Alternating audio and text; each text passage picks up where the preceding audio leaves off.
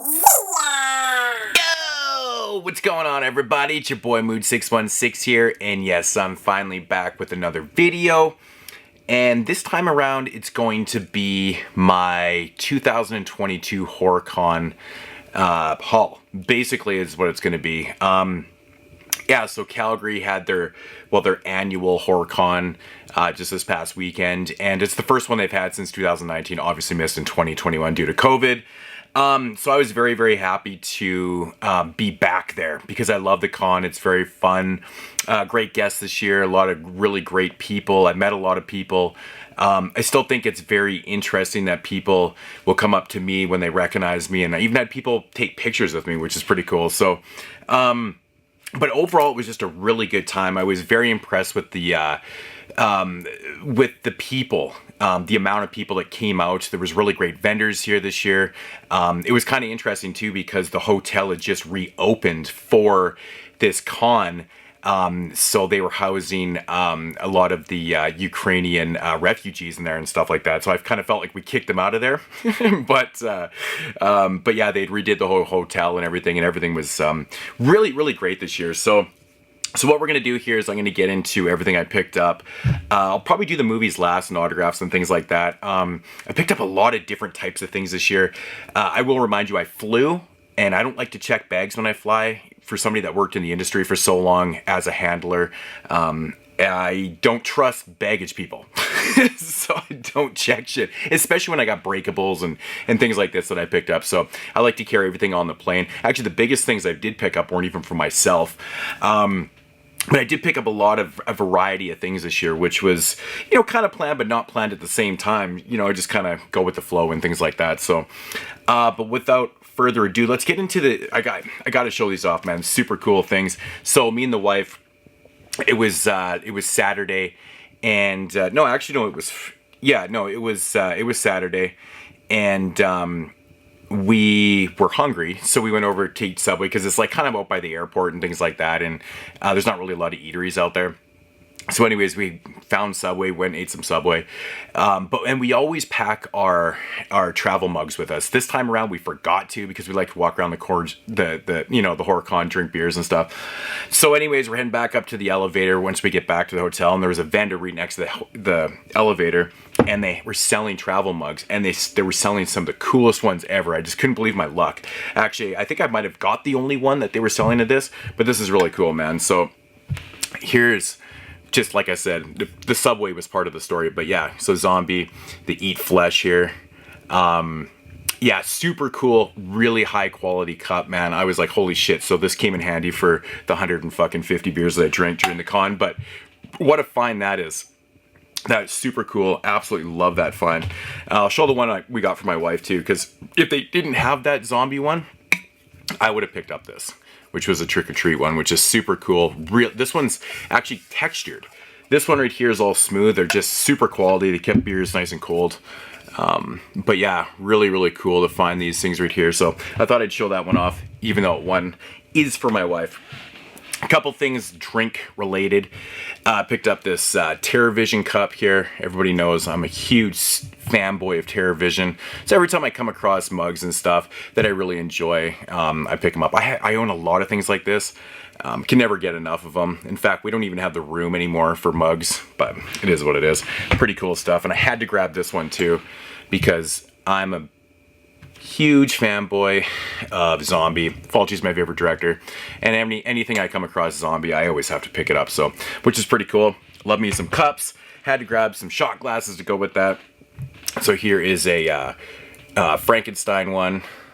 Pretty cool. I kind of like the design on here. Very simplistic, kind of outlines and stuff. So I've grabbed Frankenstein. Had to grab the Bride right there. If you guys can see that, it's kind of hard to see.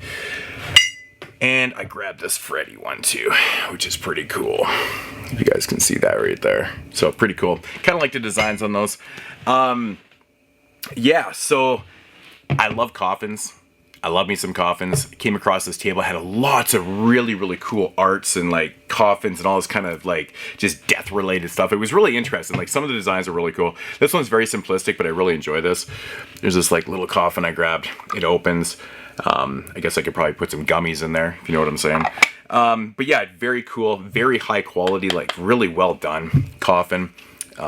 Just I love me some knickknacks and shit like that. So that was pretty cool, man. I could have spent so much money at this table. They had so many cool little things. It was just amazing. And that's one thing I like about this place. Like, they do have a lot of media vendors, but then there's vendors for everything, man. So much artwork and so much crazy stuff and shit. Pretty cool. Oh yeah, a couple coasters here. Picked up this really awesome Ghostbusters one. It's like a stone. Oh, it's really heavy, really high quality, really cool stuff. We actually did pick up another one for the wife's dad too, which is like hockey related, but that's really cool. Had to grab this. Huge fan of anything Christmas related, so I grabbed one. Silent Night, Deadly Night. This will come in handy for, you know, Christmas time. My Christmas paraphernalia, I always say. I'm gonna bring this one out to the cabin. Motel Hell one, really cool stuff, and these are really heavy too. Really, really heavy.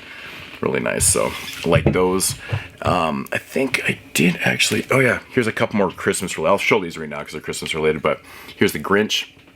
Hang on the tree. My Christmas tree is getting very horrified. Just put it that way. We got Mr. Griswold. Gotta have this. I love this. Hallelujah. Holy shit. Where's the Tylenol? It's pretty awesome right there. And then we got Mr. Cousin. This is the greatest thing. Shitter was full. That's gonna look really awesome on the Christmas tree. It's amazing. Actually, not a cousin, brother-in-law. One thing I love about going to I always love magnets. I'm like a magnet whore. I don't know what that really means, but every time I come across magnets, I love that when you buy a Blu-ray or something like that and it comes with a magnet, they just don't do it as much as they used to anymore. So pretty much the only place I ever come across magnets is at cons and stuff. So if I come across them and they're cheap, I'll pick them up. Found some pretty cool ones. Original Invaders from Mars. Pretty cool stuff there. I really like the design on this Night of the Living Dead. That's pretty cool right there. Like that. Sorry for the glare. We got Phantom of the Opera, which is really neat with Robert Englund. I actually really do like that movie. We got the original Invasion of the Body Snatchers, which is really neat. I picked up a bunch of these a few years ago that I showed in one of these HorrorCon hauls. A bunch of Fangoria covers and shit like that. I only grabbed one this year, which was another Freddy one. Pretty cool right there. And then I had to grab the Plan 9 from Outer Space. That's pretty neat. And then we got the Creature from Black Lagoon. This one's a lot bigger. It's like a double-sized one. But Creature is up there with Frankenstein. I kind of go back and forth on what my favorite Universal monster is, but it's one of the two. This is like a weird double feature here. So we got Curse of the Undead, which I know Kino put out. And then we got Revenge of Frankenstein on the other side. So it's just 2 in 1, but pretty cool. You guys can see that. Godzilla, King of the Monsters. Pretty awesome. Yeah, love me some magnets. And of course, I gotta do it, man. I gotta add to my Maniac collection because I just have to have everything related to Maniac, which is ridiculous. And I didn't have a magnet. I honestly didn't have one. I just seem to have everything else. I've got paintings, I've got posters, shirts, everything. So, but yeah, Maniac right there. And then this was kind of a cool one. I think the wife found this one. She was looking around and came across this one. But this is a big-ass Sam Trick or Treat one, which is really huge. I'm thinking I'm not even going to have the room. I put a lot of these on my beer fridge downstairs, but I think I'm running out of room. The magnets. Love me some magnets. Pretty cool stuff.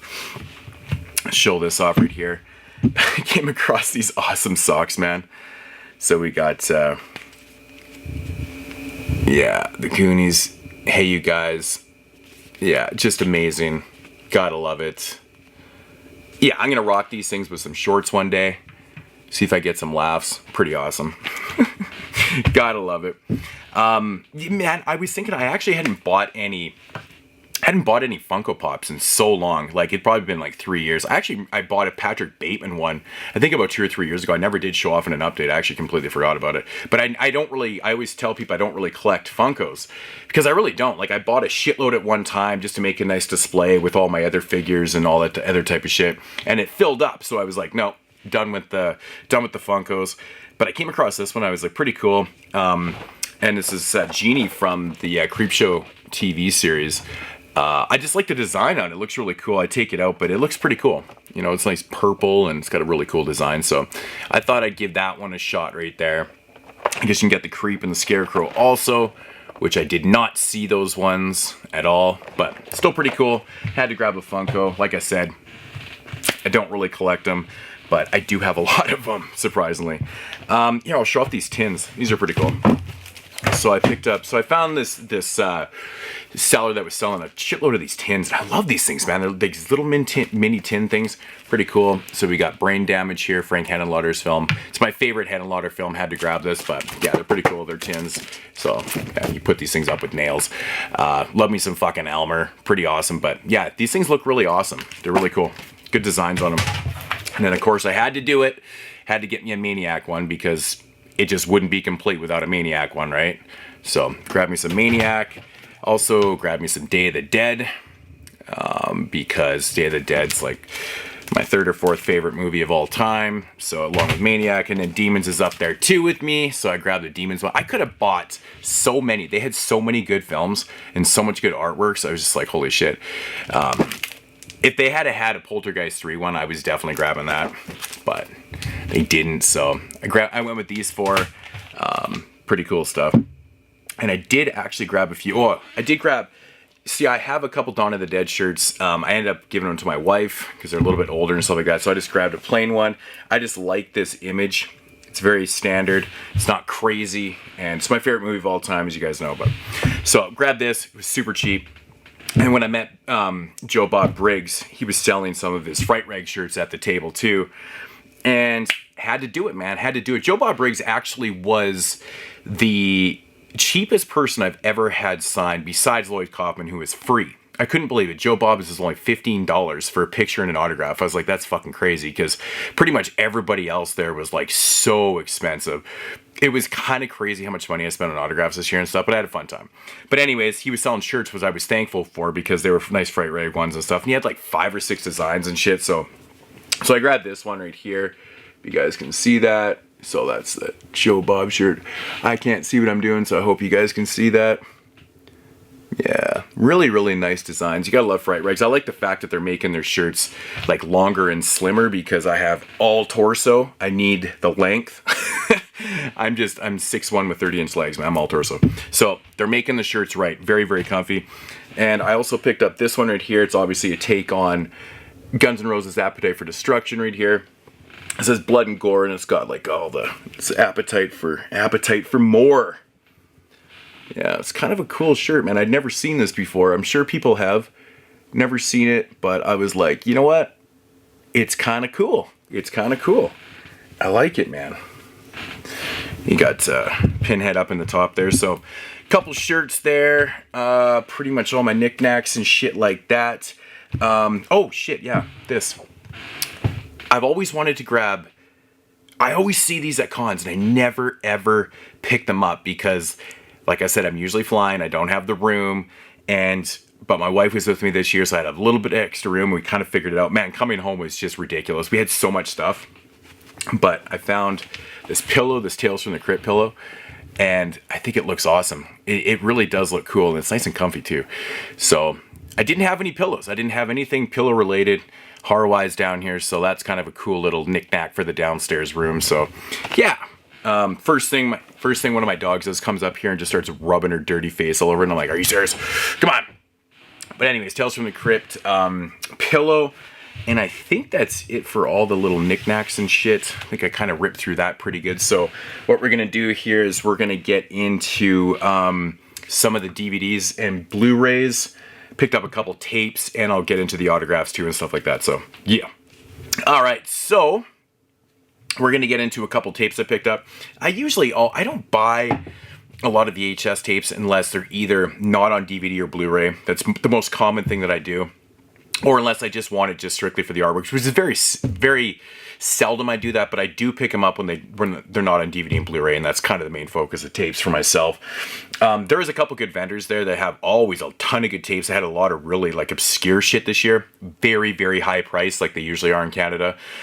She actually had a Video Dead one, which I was very curious on getting, but the price was just way too much. There's no way I was going to do that. I have way too many other editions of Video Dead and shit like that. I think there's actually one in the background you can see, hard box right here.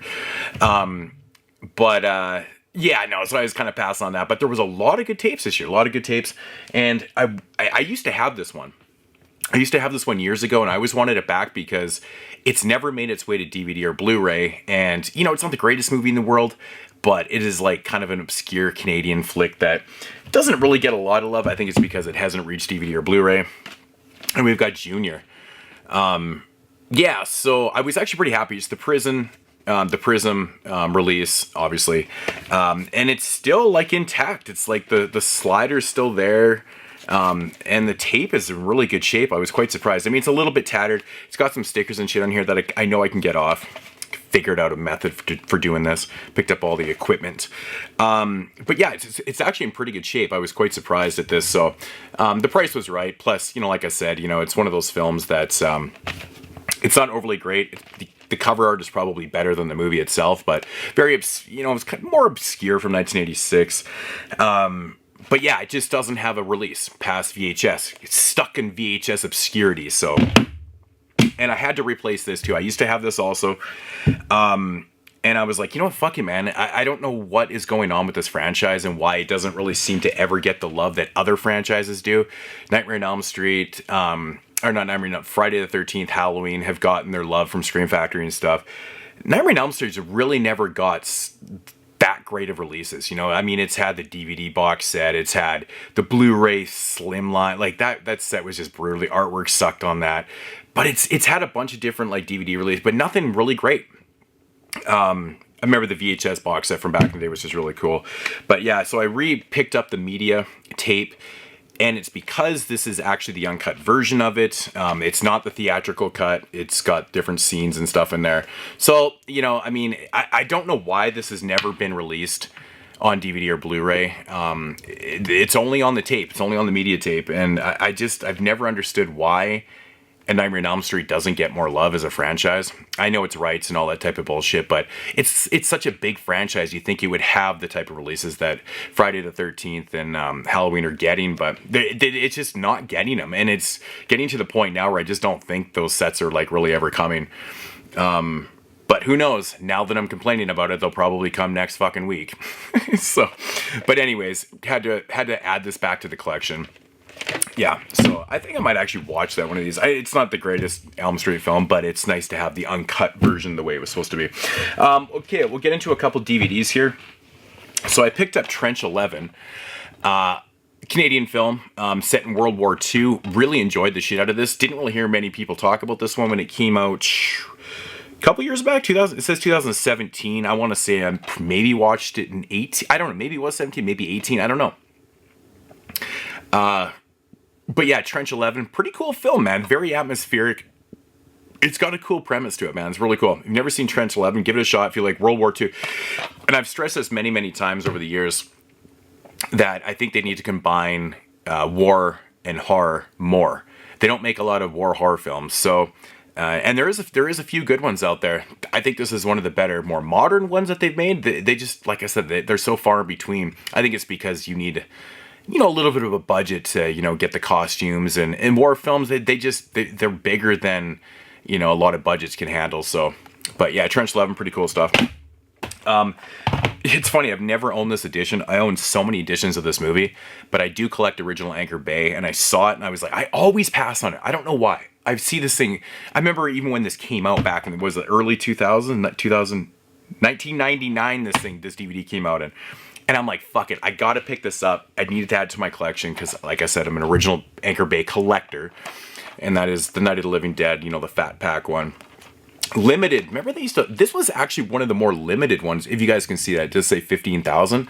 But like, even, that's funny today, limiting to something to 15,000. Like even 5,000 is like, whoa, it's pretty limited. 15,000 was actually one of the more limited ones, because they had some of these, I think Manhunter might have been 100,000. They had Opera. There was tons of these fat packs that they limited and stuff for these special editions. And, but yeah, 15,000 was like, whoa, 15,000, that's crazy. But yeah, no, they're very cheap. It's funny. It's funny that the limited ones are always like the cheapest ones to find, but you can't find like some random Anchor Bay film for like less than $30. It's ridiculous. But yeah, pretty cool. It comes with the the CD soundtrack, right? It still has all the shit in it, and it's like brand new. This thing is like in such good shape. Here's the CD soundtrack. But yeah, these fat packs, pretty cool. Always love to add some Acrobatic collection. Now, I saw this, and I was like, what the fuck is this? And unfortunately, the guy that did this, or that was selling them, knew the guy that did this, and he knew more information. He just wasn't at the table at the time, and I actually had to go. We were going down to meet some people, so I grabbed this and I was like, okay, whatever. But it's interesting because it's called Hell on Wheels. It's like an indie type thing, mixed by DJ P. So basically what this is, I think he takes like scenes from horror films, and she kind of gave me the short and long of it. He took like a bunch of scenes from horror films, and he adds in like hip hop music, I think, which is, hence Hell on Wheels, the wheels of steel, your turntables, for the people that are unfamiliar. So Hell on Wheels kind of makes sense. So there's a whole premise here. I feel like it's going to be like one big ass music video, or maybe it's multiples. I have no idea what to expect from this. I just really like the artwork and the title and the premise behind this. Apparently DJ P Mix is actually from the Rocksteady crew, which really is what sold me, because I'm a huge Rocksteady crew fan. And I was like, damn, this is very unique. I don't know how like legit it is, if it's just like some type of thing that they put out. I have no idea, but still very cool to find, very unique. And this is what I love about cons, is finding weird things like this. I love to support indie shit if it is like fully legit, but again, I don't really know. I might have to do a review on this or talk about this in a different video once I watch it, because this is very unique to me. Because most people always tell me like hip hop doesn't go with horror, and I'm like, whatever. Whatever, it is what it is. All right, let's do the Blu-rays that I picked up before I'll do the fuck it, I'll just do the autographs right now. I'll do a slideshow here. I'll show these, and I'll show a slideshow of who I met and stuff, with the pictures with him and stuff. So the Blob got the Scream Factory edition signed by Shawnee Smith. She was awesome. She was very, very cool. I will admit though, so I'm talking to her and she was very nice, and she actually learnt me something. So we got on the subject of Kevin Dillon's plumage in that film, because everybody that follows me or the podcast, whatever, knows that I always mention Kevin Dillon's plumage in The Blob. He's got the most beautiful fucking mullet ever, and I always joke about how much I love it. Well, I learned that they were extensions. So now I don't know if I'm disappointed or I'm just like, damn, I didn't know that. I might have been the only person that didn't know. I don't know, but I always thought it was real. Like, it legitimately looks real, but apparently it was extensions in his hair, and I was like, fuck, that's so funny that they actually did that for the role. It's so funny. But yeah, Shawnee Smith, I fucking swear that she was super high when she was talking. Even the wife was like, man, she seems like she's on something. And I'm like, yeah, she seemed okay, but she seemed very, like, out of it, even for Shawnee Smith. I don't know, it was strange, but she was super nice, like really, really nice, really willing to talk and stuff. And that was one thing I will say about every single one of the guests. Nobody wanted to stop talking. Like, it was amazing. It's probably because I'm kind of personal when it comes to that, and I talk to them like they're real people too. So you start having a normal conversation with them, and yeah, it was really interesting. Everybody was really cool. So Shawnee Smith, Blob. Then we got Quinn Lord, Trick or Treat. He was there. He was very, very nice. It's interesting to meet him because he's still super young, right? Like, he's what, 21 or 22, maybe 23 years old now, because, he did this movie when he was super young. He was like 6 or 7. He says he remembers a lot of it. He was telling stories about it, and I was quite shocked at that, the stories that he was telling. And I was like, damn, dude, it's pretty good. But yeah, very, very cool to meet him. Iconic. And I said to him, I was like, man, it's so crazy. Like, you play an iconic character, like, it's kind of in the same realm for me as like a Freddy, Jason, Mike Myers, Pinhead, things like that. Sam is so well known as that character, and it's like one film. It's kind of crazy. I put him in that same kind of iconic, maybe not as big as those guys, obviously, but he's up there, man. I love him. I'm looking at my Sam doll right now. I love it. But yeah, so Quinn Lord, that was very interesting to meet him. He was super nice. He hung out everywhere. It was very, very cool. So I had to do this because I love these two actors, and I've grown to love this movie over the years. I know a lot of people can't stand this movie. I remember when it first came out back in 2009, I watched it in the cinema. I left the cinema scratching my head going, what the fuck did I just watch? But, you know, the more I realized, I'm like, there's a prologue at the beginning of the film that tells exactly what's going on. But it was still kind of hard to digest, and that's how Rob Zombie approached it.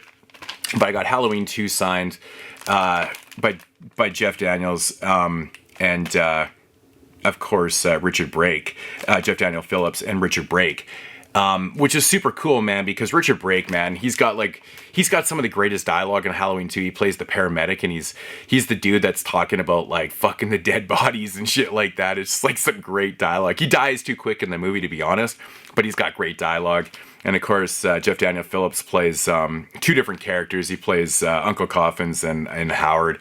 And his death as Howard is fucking ridiculous. He's the dude that gets his face smashed, stomped down, which is really crazy. And Uncle Coffins is the dude at the party and stuff like that. But he's such a great actor. He's done, I mean, they were both in 31. And, you know, like how Rob Zombie is, he always has the same character actors in his films and stuff like that. And I told both of them I'm excited for the Munsters. Actually, it was Richard Brake in the Munsters. I can't even remember. I know Jeff Daniel Phillips is definitely in that, but I'm looking forward to it because I'm a big Munsters fan. I want to see what they're going to do with it because I know it's going to be more like the Munsters, like kind of PG, so very interesting to see that shit. But they were both amazing. They were great to talk to. Richard Brake was fucking awesome. Yeah, so then we got Angela. Amelia Kincade here, which is fucking awesome. She was cool, man. She was cool. So I do have Kevin Tenney's autograph on here already, which I've showed up many, many times. And I actually, when I met Kevin Tenney, I actually asked him about her, like how she was to work with and stuff like that. And he told me nothing but good stories, which was kind of interesting because when I talked to her, I was like, man, so what did you do to Kevin Tenney? And she's like, what do you mean? And I was like, man, I asked him about you, and he's like, he had nothing but bad things to say about you. She's like, oh my God, really? I totally had her going. I was like, no, I'm just joking, man. He had nothing but good things to say to you. I would say about you, man. He actually really liked working with her and stuff. But yeah, she had good stories about all 3 of the films and stuff. And she just said, like, the hardest thing about working on this film was the makeup. Like, she was in makeup 10 hours a day because, you know, you always forget about how much effects were really on her, like, you know, the makeup and shit like that. So, but yeah, very, very cool to talk to her. She was very nice, very, very nice. So she was awesome. Next up, we got Joe Bob Briggs, and I said to him, I was like, man, how many people have got you to sign the sleeper? And he's like, none. But he did tell me one thing. Now when I think about it, I might have actually known this. I might have just forgot about it. I probably just forgot. But apparently the Brittany Beller girl in here, she's like one of the leads. She's the lead. Died like a year after this film. And he even said, he's like, I'm not even sure how she died, but I think I did know that. I just also did not know how she passed away, which is kind of sad and shit like that. But yeah, Joe Bob is actually in the end of this movie. He plays a doctor, and he's in it for like 30 seconds, 40 seconds kind of thing. And I just thought it was kind of a funny thing to get signed by Joe Bob. I should have brought some of his commentaries to get signed because that kind of would have made a little bit more sense. But he was fun. He was like, oh, it's kind of unique that you brought this because I don't really sign these. So, you know, all that much because people probably just don't even realize that he's even in the movie because he's only in it for like 30 seconds kind of thing. But he's awesome. He's awesome. I actually thought about bringing Chainsaw 2 to get him signed, even though his scenes were cut. Now that would be some funny ass shit to do right there because like nobody fucking does that. So, but yeah.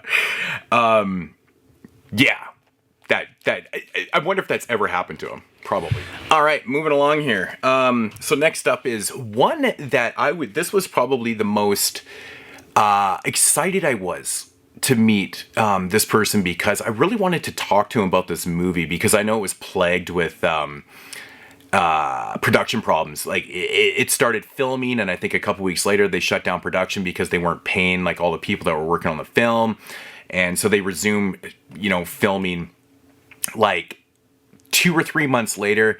But unfortunately, they had to recast like all the monsters in this film because nobody wanted to come back to it.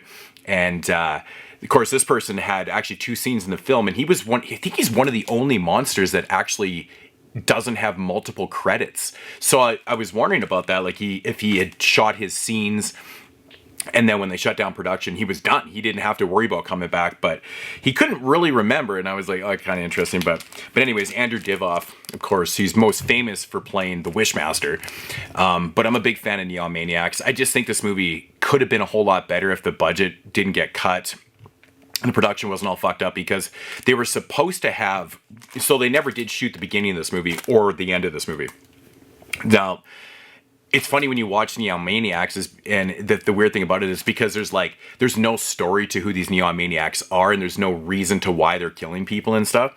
And apparently the beginning of the movie in the original script was actually going to tell you all that stuff. Like, apparently they were from a different planet, and that's kind of the rumor.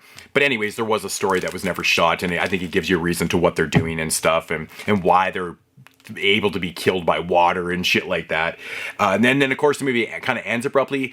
They do a good job with the way they do end it, but knowing that it did end abruptly without like more battle and stuff like that, you notice it. But yeah, Andrew Divoff was amazing. He was so cool to talk to. He didn't want to stop talking.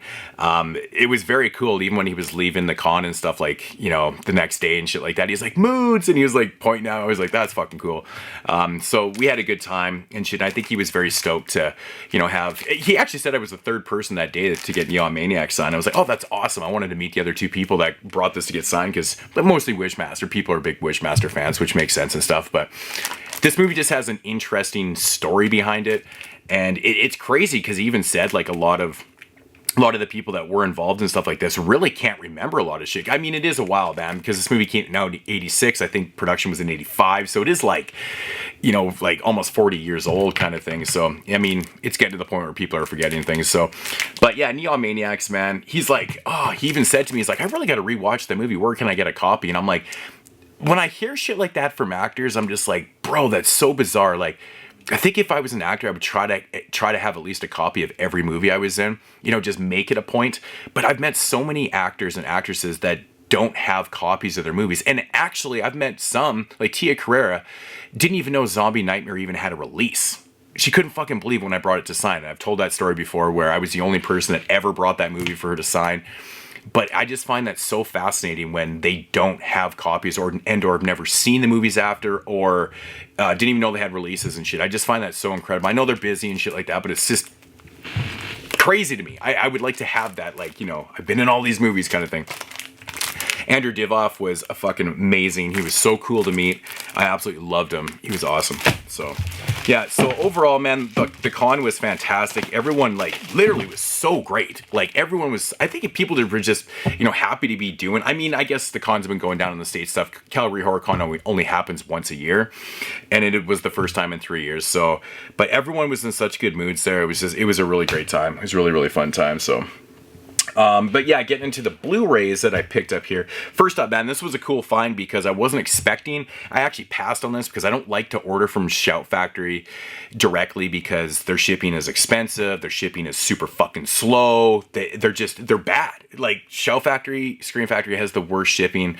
It has the worst shit ever. And I'm not a big fan of their exclusives because you pay out the ass for them. They're like $30 American. You pay like another 20 fucking Canadian for shipping, blah, blah, blah. So it gets really expensive if you want one title and stuff. I found one there just by chance at this table. The guy had like 4 or 5 and I'm like, how the fuck did he have so many of these? And oddly enough, out of like the 600 releases of fucking Shout Factory shit I have, this is the first poster I've ever had from him. Actually, no, that's not true. I actually do have the Friday the 13th one too. But anyways, I digress. So I picked up Roger Corman's Day the World Ended. So this is one I actually did want, and I passed on it because I was like, I'm just not spending the $30 plus the shipping plus the conversion. It's like costs like $65, for one of these. I'm just like, no, I'm just not doing that shit. So I passed on this, but it came with the poster. I'm like crazy, and this thing was total was $44, which sounds like a lot, but I did get the Blu-ray poster, and it would have been it's way cheap. It was like probably $25 cheaper than doing it this way, which is so random to even find this there. So very, very cool to find this because I'm stoked. It's a Roger Corman film I did not own, and I'm super stoked on that. So, and like I'm stoked on this one too. I don't know. I just passed on this a few years back, and then it went out of print. And it actually does sell for some pretty decent money, I think. And it is an upgrade for me. I do have the DVD, but I was very happy to find this for like $20. And like I said, it's out of print. And that's Romero's Knight Riders. Again, released by Shout Factory. This was actually a Scream Factory release, if you're wondering. I think I might have said that, but yes, Scream Factory. Which I believe it is. Yeah, I was thinking, no, because all the other ones were put out on Shout Factory, the Roger Corman line. Anyways, so yeah, very cool to find this. So I snagged that up. I was like, shit, man, I really need this. It's a fun biker movie. It's got Tom Savini. Ed Harris is in this film. It's been years since I've seen it. I just remember it being kind of strange and being a film that was, Romero didn't want to get like typecasted, not typecasted, but type directed. I don't know what you call that, but he went off and did some crazy different shit like this. But I still think Knight Riders is kind of cool. It's kind of fun. One I had never seen before. I knew Kino put this out, and I've been looking for this movie, so this was kind of a score because I actually really did want to pick this up. And it's the Frank Darabont film Buried Alive, TV film from 1990 with Tim Matheson, Jennifer Jason Leigh's in it. Hoyt Axon, who is, in Gremlins and shit. He was like a famous country folk singer who actually passed away, I think in 99. He died of a heart stroke or something like that. But I always loved that guy's voice, man. He was a great actor. He was really great. Good in Gremlins and stuff. But he plays the sheriff in this. So really cool cast. And it's got a scary idea for a premise, man. I actually watched this last night.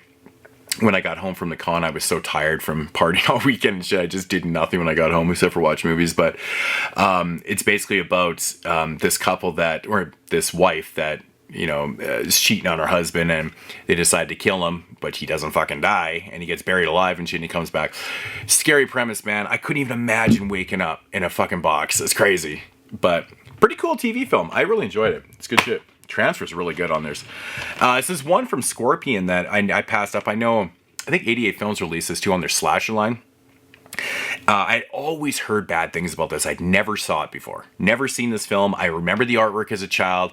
I never rented. I don't know what it was. I just never checked it out. And it's odd because if you know me well, you know I love horror set on boats. And it took me this long to get around to this shit, to finally see this stuff.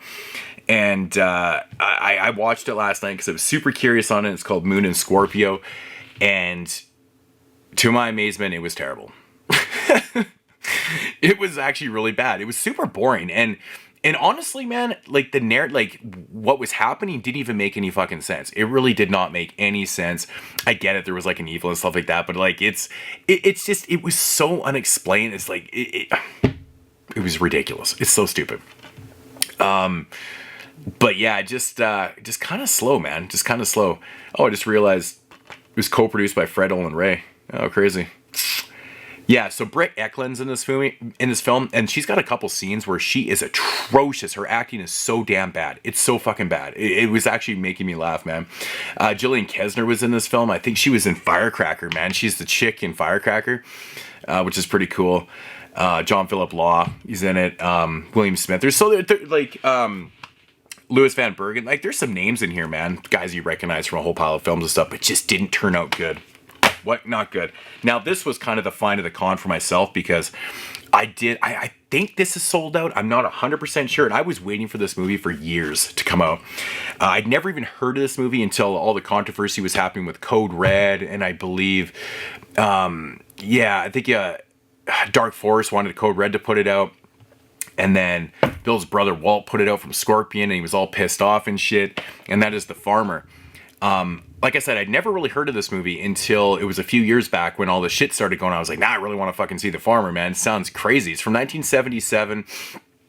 It's basically about this this World War II vet who comes home with the Purple Star. Is it the Purple Star or the something like that? He wins like the Star of Honor, something like that.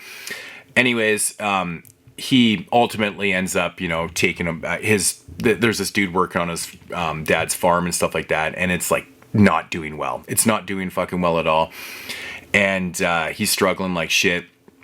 And And basically what happens is this like mobster has this car accident outside his place, and he saves the farmer here saves him from dying, from burning up and stuff like that. Anyways, he replays him with like 1,500, and it kind of goes from there. And then shit happens with the mobster, and he needs the farmer and stuff like that. I actually thought it was pretty cool. I thought there were some scenes that were pretty well done. I really liked the music in this film. It was kind of fun. It kind of fit for what it is. It just felt cheesy at times though. But I do like the way it ends. Like, there's some nasty scenes. There's one where dude's eyes get all fucked up and shit like that. But some good stuff. It's not fantastic, but I really enjoy this. I think I definitely like watch this again. It was interesting. It was interesting. I could see this movie being massively like a huge cult film if it had a release before. I don't even know if this thing ever had I don't remember if this had a DVD or not. I'm trying to think, like, after I have no idea if this thing was ever released before. But maybe that's what the hype was, is because it was one of those films. But I thought it was pretty fun. It was pretty fun. I've heard other people talk about this movie. Extra the Mutilator talked about this film, and he did not care for it. I mean, he gave it a 5 across the board. I was a lot higher on it. I actually really enjoyed it, but that's just me. Few more upgrades. Found some Code Red stuff that I just wanted to upgrade because I just didn't have them on Blu-ray, and found Kingdom of the Spiders with my man William Shatner, which is it's just like a movie you could never make today. They kill so many damn spiders in this movie, so many tarantulas. It's fucking crazy. But always loved Kingdom of the Spiders. Actually, one of my favorite spider films. It really is. It's awesome. It really is good, man. So if you've never seen Kingdom of the Spiders, check it out. It's dope stuff. Then we got The Bean. I've been meaning to pick up this Blu-ray for a long time from Code Red. Got Martin Landau in this. Martin Landau. Yeah, it's like a creature feature. It's been a minute since I've seen The Beam, but looking forward to rechecking this out. It's been years, man. It's been years since I've seen this. So The Beam, love the artwork on it. This is a movie I really enjoy, and I know this one. Like, I don't know if people. I never hear people talk about this film. I think I reviewed this one time. I have the DVD. I'm pretty sure I reviewed it, or maybe I was going. I don't know. I think I did review it actually, and that is The Love Butcher from 1975. This one's kind of an interesting film. I think it's like considered maybe kind of like a proto-slasher in a sense, from what I remember. Maybe I'm remembering it wrong, but it's something like that. I don't know. But I do believe that people are getting killed with tools, like garden tools. Is that what's happening in this? Something like that. I can't remember. But I remember digging the shit out of this movie. And I can't wait to see it on Blu-ray too, because the DVD looked pretty rough. Also from Code Red. Another upgrade. This is one I actually haven't seen in a long time. But I believe this is a big upgrade because the DVD is like whatever. But yeah, The Devil's Wedding Night. Still sealed up here. So another one from Code Red. Got a wider release, so that's pretty cool. Decided to pick up. I do have Basket Case 2. Well, I have all of them on Blu-ray. But I got the Second Sight Trilogy. I've got the Arrow Basket Case. But Synapse have put out 2 and 3 on Blu-ray. And I always wanted them separately because I like the artwork on them. So here I picked up 3. I found this one. 3 is such a damn goofy movie, but I love the artwork on this. It's fantastic. God, collector of me. Ridiculous. Man, this movie is so damn goofy. Like, part 2 is such a big step down from part 1, and then part 3 is they just kind of degrade. But this is fun. It's stupid fun. So I just gotta grab I gotta grab the Snaps part 2 on Blu-ray, just so I have them separately, because I'm a dork like that. Found a title that I was interested in. I do collect a lot of this Intervision stuff. In fact, I buy most of the stuff. You know, they released a few titles, I think, in last year's halfway or their summer set, whatever it was. I kind of passed on a lot of that stuff. I was just like, I don't really buy a lot of like modern things. This one's actually from 2004 though. Intervision, called The Halfway House. I know nothing about this. I really don't know anything. I didn't ever really look into it. It says the worldwide Blu-ray premiere, the uncensored director's cut. From the writer. Oh, Kenneth Hall wrote this. Oh, shit. Oh. Well, fuck me. Wow. That's crazy. Okay, so that's already promising a little bit, I guess, because he did write Puppet Master. But what else? Evil Spawn. Carnosaur. Wrote fucking He wrote Carnosaur? Oh, nuts. I don't know. I don't know if this is like nunsploitation. I do see a nun on the back of this and shit, which is really intriguing me because, I don't know. Halfway House, maybe it has something to do with that. I don't know. All right, so speaking of not picking up modern stuff, I did enjoy this movie from, I think this is from last year, actually. I've met the director, Cody Callahan, before. He's part owners of Black Fawn Distribution, and I thought this was really fun, actually, and it's called Vicious Fun. Of course it's going to be fun if it's called Vicious Fun, man. So, really cool slipcover there. I really like what they did with that. And yeah, here's the alternate, which is cool because they didn't put the same fucking artwork on there. It does come with a couple art cards in the back, which are just sitting there because they are too big to put inside. So, but I believe Vicious Fun was on Shudder, if I'm not mistaken. Is that where I watched it digitally? I think it's on Shudder. But I recommend this. This is a really fun premise. Really, really fun premise. Actually, probably one of Cody Callahan's better films, but very cool stuff. And I'm losing them all. And the last thing I did pick up here is something I've been wanting for a while, and it's kind of like the big purchase here. It was, pretty expensive, I will say, but I had to do it, man. I didn't have any of the TV series, and this is like the 4K collection of these films, and I was like, why not do this? I really like the box set. It's pretty damn cool. And that is the Evil Dead 4K collection, which is just part 1, 2, and then the whole TV series Ash vs. Evil Dead. And I have not seen the TV series yet, so I'm really looking forward to that. So I was going to buy that anyways, and I didn't have Evil Dead 1 and 2 on 4K at all. Just on every other version possible, like every other collector out there watching this video probably. So I was like, fuck it, why not? Why not just pick up this big ass box set, which I haven't even opened. I don't even know what it looks like inside. I don't think I've even seen anyone even unbox this or anything. So I'm gonna just quickly open this because why not? Why not just do it right on the spot here? Yeah, so oh, that's kind of cool. Oh, here's the bat piece. Yeah. Okay, so it opens. Oh, okay, so it slides open like that, which is kind of cool. Oh, I'm going the wrong way. Groovy. Oh, so that's kind of cool. And then it's got one of these fucking things in the middle.